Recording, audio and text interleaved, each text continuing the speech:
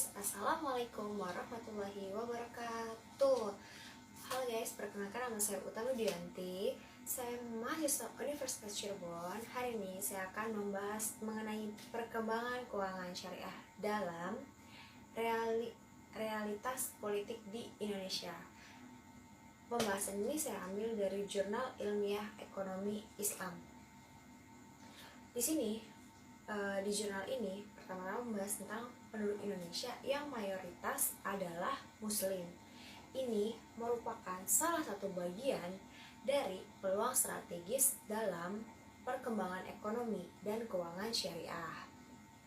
Nah, pertumbuhan aset perbankan syariah dalam kurun waktu 5 tahun menunjukkan adanya kenaikan.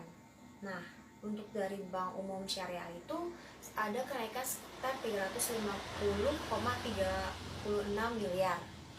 Sedangkan untuk unit usaha sendiri itu naik sekitar 174,20 miliar.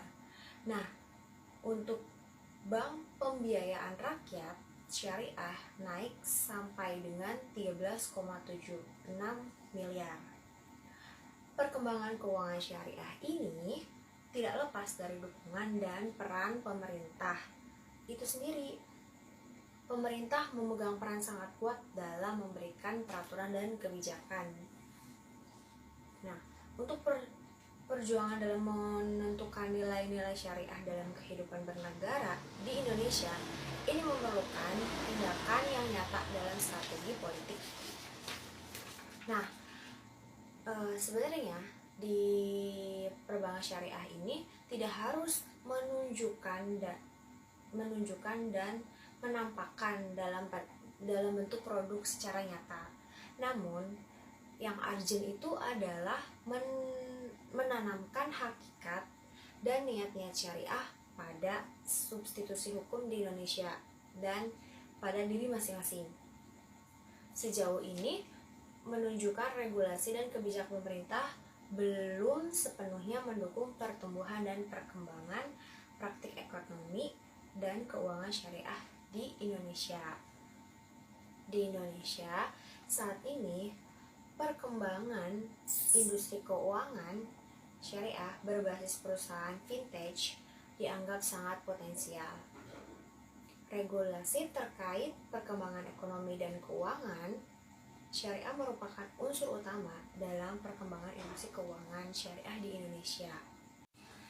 Regulasi terkait perkembangan ekonomi keuangan syariah merupakan unsur utama dalam perkembangan industri keuangan syariah di Indonesia. Untuk pihak yang secara khusus ditunjuk dalam peradilan sengketa ekonomi syariah adalah pengadilan agama. Pengadilan agama dapat memberikan jaminan dan kepastian hukum bagi semua pihak yang termasuk dalam pelaku, khususnya yang berkaitan dengan sengketa ekonomi syariah. Karena dalam industri keuangan syariah, semua hal memerlukan regulasi sebagai dasar untuk bertindak.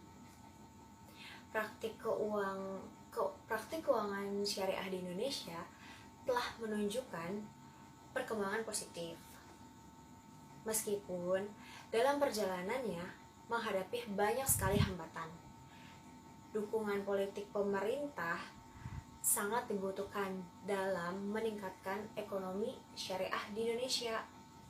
Di sisi lain, Indonesia yang mayoritas penduduknya adalah Muslim, masih banyak yang kesadarannya tentang halal lifestyle yang rendah.